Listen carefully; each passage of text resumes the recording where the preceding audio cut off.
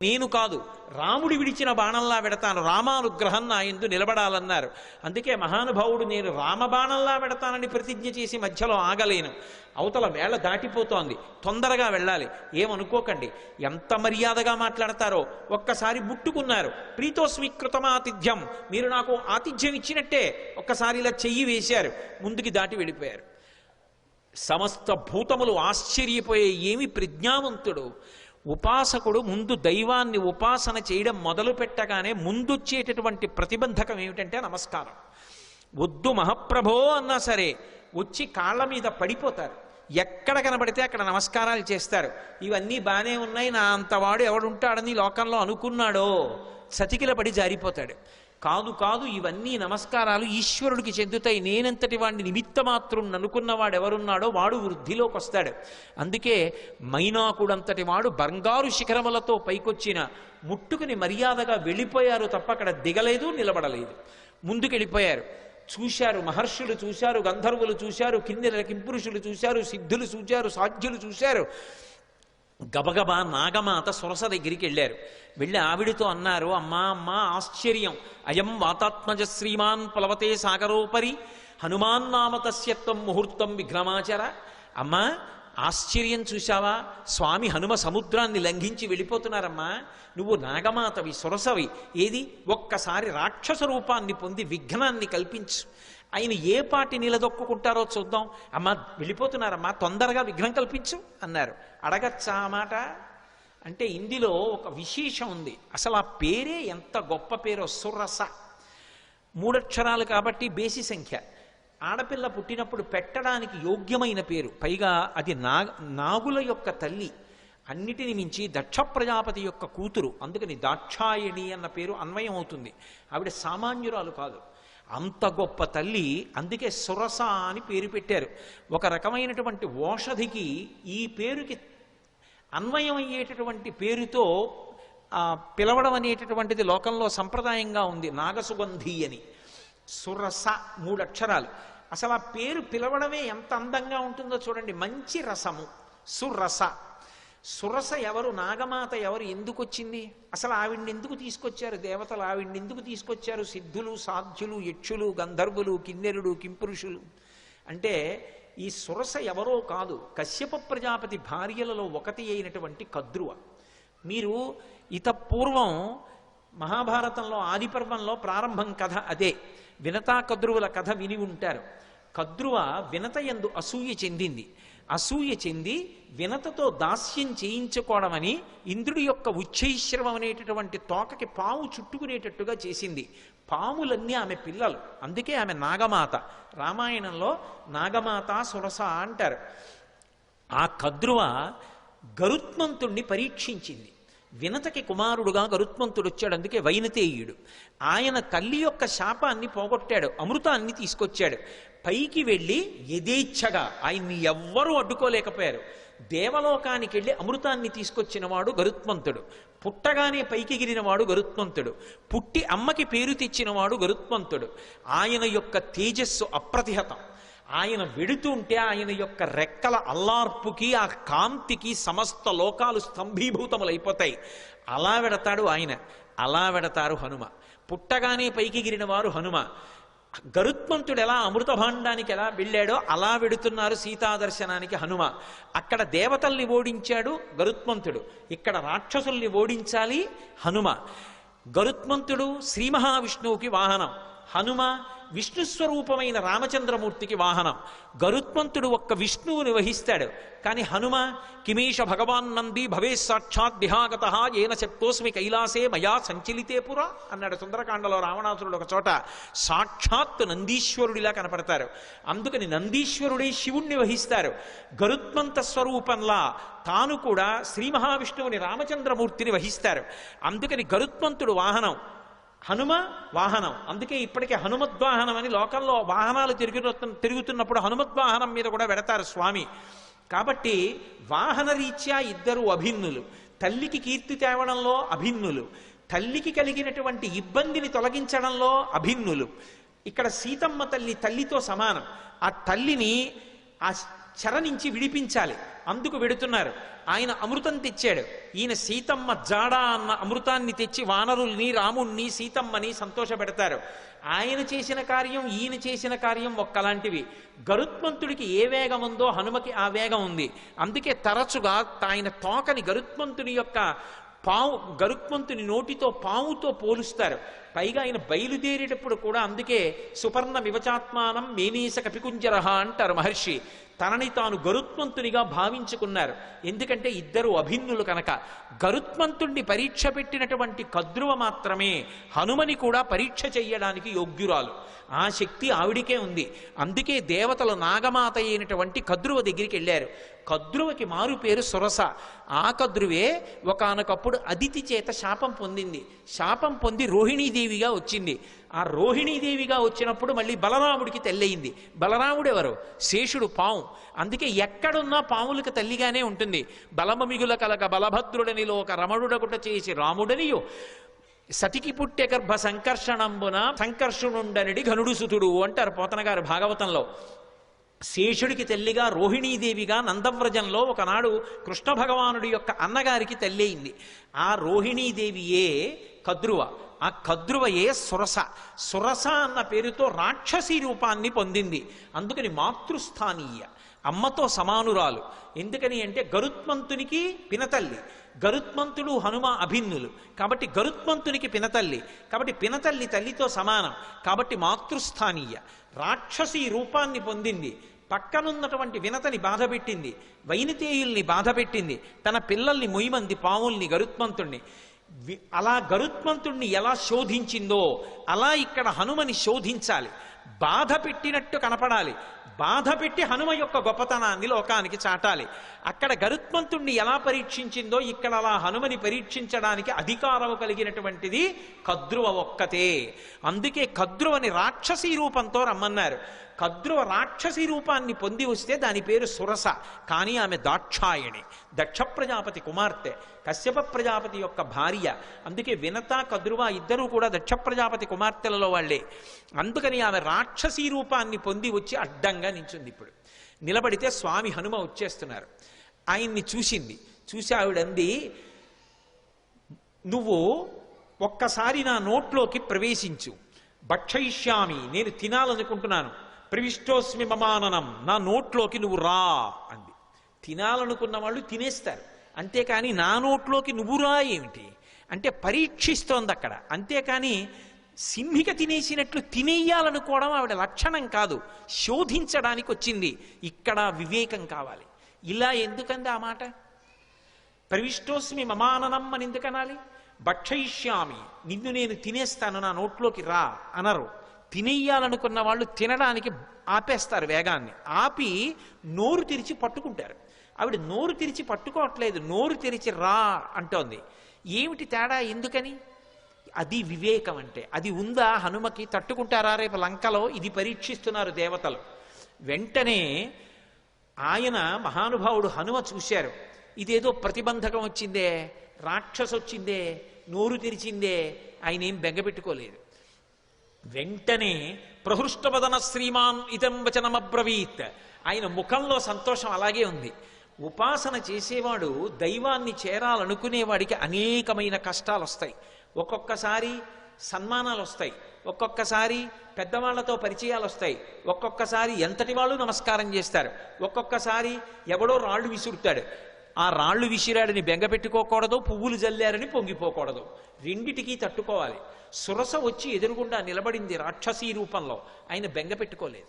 బెంగపెట్టుకోలేదని చెప్పడానికి మహర్షి అద్భుత ప్రయోగం చేస్తారు. ప్రహృష్టవదన శ్రీమాన్ ఇదం వచనమబ్రవీత్. పరమ సంతోషంతో ఆవిడ వంక చూశారు. చూసి రామకథ చెప్తారు. హనుమ సుందరకాండలో 1కి 10 మాటలు రామకథ చెప్తారు, అందుకు వింటారు సుందరకాండ. కానీ చెప్పేటప్పుడు మళ్ళీ మొత్తం కథంతా చెప్పరు. ఎక్కడ ఎలా చెప్పాలో అలాగే చెప్తారంతే. ఒక్కొక్క చోట సంక్షిప్తంగా చెప్తారు. ఈ పరిస్థితుల్లో రామకథ వివరంగా చెప్పడం కుదరదు. అందుకే ఎంత సంక్షిప్తంగా చెప్పారంటే, రామో దాశరథిర్నామ ప్రవిష్టో దండకాననం లక్ష్మణైన సహభ్రాత వైదేహ్యా చాపి భార్యయా అథవా మైథిలీం దృష్ట్వా రామంచా క్లిష్టకారిణం ఆగమిష్యామితే వక్త్రం సత్యం ప్రతిశృణోమితే అన్నారు. అమ్మా, దశరథ మహారాజు గారి కొడుకు రామచంద్రమూర్తి సీతమ్మతో కలిసి తండ్రిని సత్యమునందు నిలబెట్టడానికి అరణ్యవాసానికి వస్తే రాముడి భార్య అయిన సీతమ్మని రావణుడన్న రాక్షసుడు అపహరించాడమ్మా. ఆ సీతమ్మ జాడ కనిపెట్టడానికి వెడుతున్నాను. ఒక్కసారి సీతమ్మ జాడ తెలుసుకుని రామచంద్రమూర్తికి చెప్పి వచ్చి నీ నోట్లోకి వచ్చేస్తాను, నన్ను మన్నించమ్మా, వదిలిపెట్టు అన్నారు. ఆవిడ తినేస్తానంటలేదు, పట్టుకోవట్లేదు. ఆవిడంది కుదరదు, ఇది దేవతల వరం, అంటే నిన్ను పరీక్షించాలి, దేవతలు అడిగారు కాబట్టి నువ్వు నా నోట్లోకి వచ్చి వెళ్ళు అంది. నా నోట్లోకి వచ్చాక ఏమో నాకు ఆహారం అయిపోవచ్చు, నువ్వు పరీక్ష తట్టుకోలేకపోవచ్చు, కాబట్టి నా నోట్లోకి వచ్చి వెళ్ళు అంది. ఆయన అన్నారు, అలాగేనా అమ్మ, తప్పదా, అలాగే పెడతాను అన్నారు. పెద్ద శరీరం పెంచారు. ఆ శరీరం పట్టద్దు, ఆవిడ నోరు తెరిచింది. ఇంకొంచెం పెంచారు, ఇంకొంచెం నోరు తెరిచింది. ఆయన అపారమైన వివేకం ఉన్నవాడు, మహానుభావుడు. హనుమంటే సశింక్షిప్యాత్మనక్కాయం బభూవాంగుష్టమాత్రక, బొటన వేలంత చిన్నవారైపోయారు అకస్మాత్తుగా. సురస పెద్ద నోరు తెరిచి ఇంకా పెంచుతారనుకుంటోంది. ఆయన బొటన వేలంతా అయిపోయి చటుక్కున లోపలికి వెళ్ళి బయటకు వచ్చేశారు. అమ్మా, ప్రవిష్టోస్మిహితే వక్త్రం దాక్షాయని నమోస్తుతే గమిష్యే యత్ర వైదేహీ సత్యం జాసీధరస్తవా అన్నారు. అమ్మా, నీ నోట్లోకి వెళ్ళమన్నావు కదా, ప్రవిష్టోస్మిహితే వక్త్రం దాక్షాయని నమోస్తుతే, కనిపెట్టేశారు మహానుభావుడు, మహావివేకశాలి. అమ్మా, నువ్వు దాక్షాయనివి, దక్ష ప్రజాపతి కుమార్తెవి, కద్రువవి, సొరసగా వచ్చావు, నన్ను పరీక్షిస్తున్నావమ్మా, నీకు నమస్కారం. నన్ను తినడం నీ ఉద్దేశ్యం కాదు, శోధిస్తున్నావంతే. అమ్మా, అనుగ్రహించమ్మా, నన్ను ఆశీర్వదించమ్మా, సత్యం దాసీధరస్తవా, నేను వెళ్ళి ఆ వైదేహీ జాడ కనిపెట్టాలమ్మా అన్నారు. పొంగిపోయింది ఆవిడ. గరుత్మంతుడిని ఎలా ఆశీర్వదించిందో అలాగే ఆశీర్వదించింది. అర్ధసిద్ధ్యై హరిశ్రేష్ట గచ్చ సౌమ్య యథాసుఖం సమాన ఈశ్వ వైదేహీం రాఘవేణ మహాత్మన. నాయనా, నీకు అభయం ఇస్తున్నాను, వెళ్ళు. సంతోషంగా బయలుదేరి వెళ్ళి సీతమ్మ జాడ కనిపెట్టి సీతారాముల్ని కలిపినవాడు హనుమ అనేటటువంటి అద్భుతమైన కీర్తిని పొందు అంది. సుందరకాండకున్న గొప్పతనం ఏమిటో తెలుసా? అక్కడ మైనాకుడు పైకొచ్చాడు. ఆయన ఏమి హనుమ ఆతిథ్యం పుచ్చుకోలేదు. పుచ్చుకోకుండా ఇలా ముట్టుకుని వెళ్ళిపోయారు. వెళ్ళిపోగానే పైకి తేలి ఉన్నాడు కదూ, ఇంద్రుడు వచ్చాడు. ఇంద్రుడు రాగానే తన రెక్కలు తరిగేస్తాడనుకున్నాడు మైనాకుడు. ఆయన అన్నాడు, వచ్చి చూసి, హిరణ్యనాభ శైలేంద్ర పరితిష్టోస్మితే భృజం అభయంతే ప్రయచ్ఛామి తిష్ట సౌమ్య యథాసుఖం అన్నాడు. ఓ మైనాకుడా, నాకు తెలుసు నువ్వు సముద్రంలో ఉన్నావని, ఎప్పుడో అప్పుడు పైకొస్తావు, నీ రెక్కలు తరిగేద్దాం అనుకున్నాను, కానీ రామకార్యం మీద వెడుతున్న హనుమకి ఆతిథ్యం ఇవ్వడానికి నీ రెక్కలు తెగిపోయినా పర్వాలేదని పైకొచ్చావు. ఇవ్వాల నీకు అభయం ఇస్తున్నాను, నీ రెక్కలు తరగను, నువ్వు అలాగే సంతోషంగా కూర్చో, నీ జోలికి రానని వెళ్ళిపోయాడు. మీరు గమనించండి, రామకార్యం మీద వెడుతున్న వాడికి మాట సాయం చేస్తే సంపాతికి కాలిపోయిన రెక్కలు వచ్చాయి. రామకార్యం మీద వెడుతున్న వాడికి గుక్కెడు మంచినీళ్లు ఇవ్వలేదు, తాగలేదు. తాగమని అడిగినందుకు గాను ఉత్తర క్షణంలో ఉన్న రెక్కలు నిలబడ్డాయి భద్రంగా. రామ కథకి సుందరకాండకి ఉండేటటువంటి శక్తిని చెప్పకుండా చెప్తారు మహర్షి. ఇక్కడికి వచ్చేటప్పటికి సురసని దాటి ముందుకెళ్ళిపోతున్నారు. సురస అంటే ఎవరో కాదు, సంసారమే సురస. సంసారాన్ని దాటడం కాదు సుందరకాండ తత్వంగా చెప్పినప్పుడు. సంసారంలోకి ప్రవేశించనంటే కుదరదు. సంసారంలో ప్రవేశించకుండా నేను ఏదో అలా ఉండిపోతానండి అంటే అకస్మాత్తుగా కామము ధర్మమును విడిచి కాటు వేసిందా జారి కింద పడిపోతాడు. కామమునకు అర్థమునకు ధర్మం ఇచ్చి ధర్మము చేత కట్టు వెయ్యాలి. కట్టువేసి సంసారమునందుండి సంసారమునకు అంటుకోకుండా సంసారాన్ని పరిశీలించి సంసారమునకు నమస్కరించి సంసారము యొక్క అనుగ్రహంతో వైరాగ్యాన్ని పొంది కొబ్బరి పెంకు కట్టుకున్న కొబ్బరి కురిడి అయిపోయిన తర్వాత విడిపోయినట్టు సంసారము నుండి విడివడాలి. అలా విడివడేటటువంటి ప్రజ్ఞ ఏది ఉందో అది సంసారములోకి వెళ్ళి పైకి రావడం, ఆ ప్రజ్ఞని ఆవిష్కరించడం, సురస నోట్లోకి వెళ్ళి పైకి రావడం. కాబట్టి మహానుభావుడు మనకి మార్గాన్ని నేర్పి, ఇది కదా సుందరకాండని పేరు పెట్టడానికి మహర్షి ఎంచుకున్నటువంటి అన్వయ క్రమం. లోపలికి వెళ్ళి పైకొచ్చారు, సురస ఆశీర్వచనం పొందారు, మరికొంచెం ముందుకు వెళ్ళారు. వెళ్ళేటప్పటికీ అకస్మాత్తుగా ఆయన యొక్క గమనం కుంటుపడిపోయింది. ముందుకు వెళ్ళలేకపోతున్నాను, నన్ను ఏదో మహాభూతం ఆపేసింది, నా గమనం కుంటుపడిపోయింది, నా శక్తి క్షీణించిపోయింది, ఎందువలన అని చూశారు. చూసేటప్పటికి వక్త్రం ప్రసారయామాస పాతాళాంతర సన్నిభౌ, ఒక పెద్ద ప్రాణి ఒకటి నీళ్లల్లో పడుకుని ఉంది. అది దానికి ఒక లక్షణం ఉంది. ప్లవమానంతు తం దృష్ట్వా సింహికా నామరక్షసి మనసా చింతయామాస ప్రవృద్ధా కామరూపిణి. ఇది మీరు జాగ్రత్తగా గమనించాలి. కిష్కింధకాండలో దక్షిణ దిక్కు కెడుతున్నప్పుడు వానరులందరినీ పిలిచాడు సుగ్రీవుడు. ఆయన్ని వాలి వెంట తరిమినప్పుడు భూమండలం అంతా తిరిగాడు. అందుకని ఆయనకి తెలుసు ఎక్కడే ఉందో. అన్ని దిక్కులకి వెళ్ళిన వాళ్ళకి చెప్పాడు. తూర్పు దిక్కు కెడితే ఏముంటుందో చెప్పాడు, ఉత్తరాన్ని చెప్పాడు, పశ్చిమం చెప్పాడు, దక్షిణం చెప్తూ మిగిలిన దిక్కులలో సముద్ర గర్భంలో రాక్షసులు ఉంటారు పురుషస్వరూపంతో. దక్షిణ దిక్కున ఉండేటటువంటి సముద్రంలో రాక్షసి ఉంటుంది, స్త్రీ. ఆమె పేరు అంగారిక అని చెప్పాడు. అంగారిక అన్న మాటకు అర్థం ఏమిటో తెలుసా? అంగములను శోషింపచేయగలిగినటువంటి విద్యుత్ సంబంధమైనటువంటి అగ్నిస్వరూపం. అందుకే సింహస్వరూపంగా ఉంటుంది. సింహిక స్త్రీవాచకం. అది పడుకునుంది. దానికి ఒక శక్తి ఉంది. అది చూసిందనుకోండి, ఆ చూసిన శక్తి చేత ఆపేస్తుంది. అవతల వాళ్ళ యొక్క శక్తి తనకి లాగేస్తుంది. అంత గొప్ప శక్తి సింహికది. అది లాగేసింది హనుమ యొక్క శక్తిని. ఆయన శక్తి కుంటుపడిపోయింది, ముందుకు వెళ్ళలేకపోయారు. ఆగిపోయి కిందకి చూశారు. ఏమి ఆపింది నన్ను అని చూశారు. ఒక్కసారి ఊర్ధమూల మధశ్చైవ వీక్షమాణస్తత కపి దదృశీ సమహత్సత్వా ఉద్దితం లవణాంభసి తదృష్ట్వా చింతయామాస మారుతిం వికృతానినం కపిరాజేన కడితం సత్వమద్భుత దర్శనం. ఓసారి కిందకి చూశారు, పైకి చూశారు, పక్కలకి చూశారు, నీతిలోకి చూశారు. పెద్ద నోటితోటి మహాప్రాణి ఒకటి పడుకునుంది.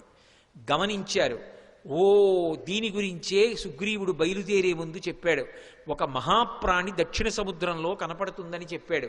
అది పైన వెడుతున్న వాణ్ణి కూడా దూరం నుంచి చూసి కూడా వాడి శక్తిని లాగుతుందని చెప్పారు. ఇదేనమాట. దీన్ని ఉపేక్షించకూడదు. ఇది చంపే లక్షణం అన్నది. సురస చంపదు, ప్రవేశించి బయటికి వెళ్ళచ్చు, అనుగ్రహించడానికి వస్తుంది. సంసారం చంపేయడానికి రాదు. సంసారాన్ని సక్రమంగా వినియోగించుకోగలిగిన వాడు ధర్మం చేత అర్ధకామములను ముడివేసి చక్కటి వైరాగ్యాన్ని పొంది వానప్రస్థుగా మిగిలిపోయి ఈశ్వరుడికి దగ్గరవుతాడు. సంసారాన్ని ఉపయోగించుకోలేని వాడు సంసారం పెట్టిన పరీక్షకి లొంగలేక ఇది నేననుకుని బరువు పెంచుకుని సంసారమునందు మగ్నుడైపోతాడు.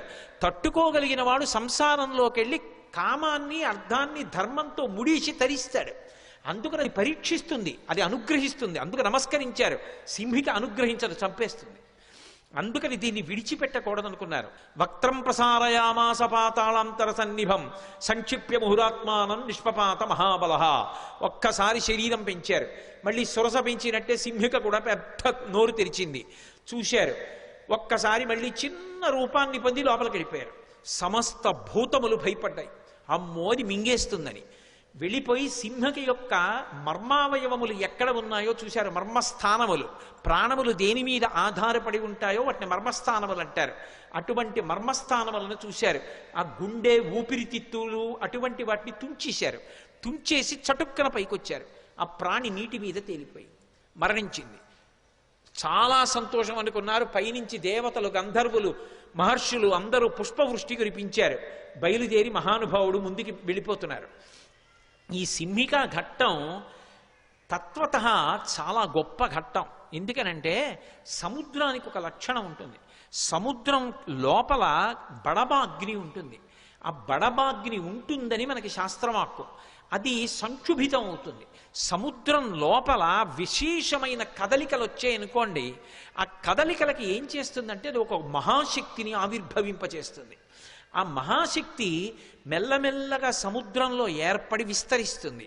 విస్తరిస్తూ అది ప్రచండ వేగంతో బయటికి వస్తుంది. వచ్చినప్పుడు అది బడబాగ్ని రూపంలో, విద్యుతాగ్ని అంటారు. ఆ విద్యుతాగ్ని రూపంలో బయటికి వస్తోంది అనుకోండి.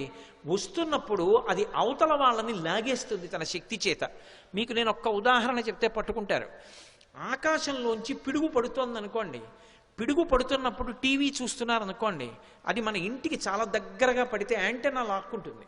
యాంటెన్నా లాక్కుంటే టీవీలోకి వస్తుంది. టీవీలోంచి ఆ బడబాగ్ని, ఆ విద్యుత్ యొక్క శక్తి ఒక్కసారి ముందుకొచ్చి ఆ ఎదురుగుండా కుర్చీలో కూర్చుని చూస్తున్నటువంటి వాడి యొక్క తేజస్సుని, ప్రాణాన్ని లాగేస్తుంది. లాగేస్తే కూర్చున్నవాడు కూర్చున్నట్టు శరీరం వదిలేస్తాడు. అది దానికి ఉన్న శక్తి. అది కేవలం చూసి, అంటే దాని యొక్క శక్తి ప్రసరణం చేస్తా ఆపేస్తుంది, లాగేస్తుంది, శక్తిని లాగేసుకుంటుంది. అటువంటి శక్తికి సింహిక అని పేరు. అది రాక్షసీ శక్తి. దాన్ని ఆపడం కుదరదు, దాని లోపలికి వెళ్ళడం కుదరదు. దాన్ని పూజించి పరీక్షించి దాని చేత అనుగ్రహాన్ని పొందడము సాధ్యం కాదు. దాన్ని భంజించాలంతే. అది ఎవరి జోలికి రాలేదు అంటే మహాత్ముల జోలికి రాలేదు. అందుకే మీరు నన్ను బాగా నమ్మండి, పెద్ద పెద్ద పెను తుఫానులు కూడా ఏ ప్రాంతాల జోలికి రావంటే మహాత్ములున్న జోలికి రావు. అంటే పెను తుఫానులు వచ్చిన చోట మహాత్ములు లేరని నేను సిద్ధాంతాలు చేశానని మీరు అనకూడదు. నేను ఈ మాట ఎందుకు చెప్తున్నానంటే, ద్వైతమత ప్రవర్తకులైనటువంటి వ్యాసరాయల వారు ఒకసారి సముద్రపు ఒడ్డున పెడుతున్నారు. పెద్ద తుఫాను వస్తోంది, ఓడ ఊగిపోతోంది సముద్రంలో, ఇక మునిగిపోవడానికి సిద్ధంగా ఉంది. విదేశస్థుడు ఒక ఆయన ఓడకి నాయకుడిగా ఉన్నాడు. ఇక ఓడ మునిగిపోతుంది. ఆయన దూరంగా ఒడ్డున చూశాడు. కాషాయాంబరవలను ధరించి వెడుతున్నారు మహానుభావుడు. మధ్వాచార్యుల వారిని చూశాడు. ఈ దేశంలో కాషాయ వస్త్రం కట్టుకుని వెడుతున్న వాళ్ళు అన్నీ విడిచిపెడతారు, కానీ పరమశక్తివంతులై ఉంటారు ఈశ్వరుణ్ణి ఉపాసించి. వాళ్ళ తేజస్సుని, ప్రకృతి యొక్క తేజస్సు రాక్షసీ శక్తిగా మారినా చెనకలేదు. వారిని ముట్టుకోవడం సాధ్యం కాదు. ఈ తుఫాను ఓడని పడగొట్టగలదేమో కానీ ఆయనని మాత్రం చెనకలేదు. దానికి ఆ శక్తి సరిపోదు. ఆయన తేజస్సు ముందు దీని తేజస్సు నిలబడదు. ఆయనే అనుగ్రహించాలని ఓడలోంచి అరిచాడు, రక్షించండి రక్షించండి అని. ఒక్కసారి తిరిగి చూశారు మధ్వాచార్యుల వారు. కరుణార్ద్ర హృదయులు, ఓడ ఊగిపోతోంది. వెంటనే ఆయన తన భుజం మీద ఉన్న బట్ట తీసి ఇలా ఊపారు. ఊపి ఆగో అన్నారు. ఆగిపోయింది తుఫాను. ఓడ నిలబడింది. అతను పడవలో ఒడ్డుకొచ్చాడు. మధ్వాచార్యుల వారి కాళ్ల మీద పడి, మీరు ఒక్క మాట అంటే తుఫాను ఆగిపోయింది. విద్యుదాగ్నికి విద్యుదాగ్ని మీరు, మీ తేజస్సు ముందు దాని తేజస్సు నిలబడదు. అందుకే హనుమని చెనకగలిగాయా ఏమైనా? మహాత్ముల్ని చెనకలేవు ప్రకృతి శక్తులు కూడా. అందుకే నేను మిమ్మల్ని ఆహ్వానిస్తున్నాను, ఒక్కసారి నా ఓడలోకి రండి, ఒక్క వస్తువు ఏదో ఒకటి తీసుకోండి అన్నారు. అది భగవంతుడు చేసిన పరీక్ష. ఆయన పడవలో వెళ్ళి ఓడలోకి ఎక్కారు. ఒక పెద్ద చందన దుంగ కనపడింది. ఇది ఎందుకు తీసుకెడుతున్నామని అడిగారు. ఏమో నాకు తెలియదు, చందనపు పెద్ద ముద్ద, ఇది పట్టుకెడదామనిపించి ఓడలో పెట్టుకున్నానన్నాడు. ఈ చందనపు ముద్ద నాకు ఇచ్చేయమన్నారు.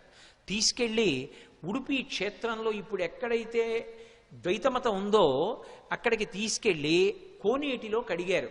ఆ లోపల కృష్ణ పరమాత్మ యొక్క మూర్తి బయటికి వచ్చింది. అది ఎక్కడిది అంటే, రుక్మిణీదేవితో కృష్ణ పరమాత్మకి కళ్యాణం అయిపోయిన తరువాత ఒకప్పుడు రుక్మిణీదేవి కోరుకుంది, కృష్ణ నీ బాల్య క్రీడలు చాలా గొప్పగా చెప్తారు, పెద్దవాడి అయిపోయిన తర్వాత అంతా కూడా రాజకీయంతో రాయబారాలు నడిపావు, కానీ నీ బాల్య చేష్టలు బాగుంటాయంటారు.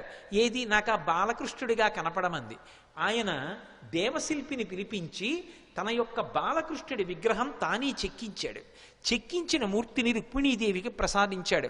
కాలగమనంలో అది కలియుగంలో ఉడిపి క్షేత్రం దగ్గరలో సముద్రం దగ్గర ఉండిపోతే చందనపు ముద్దలో ఉండిపోయింది.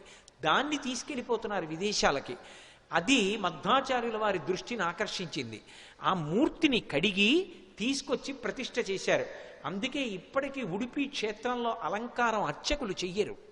పీఠాధిపతి వెళ్ళి కూర్చుని ధ్యానం చేస్తారు.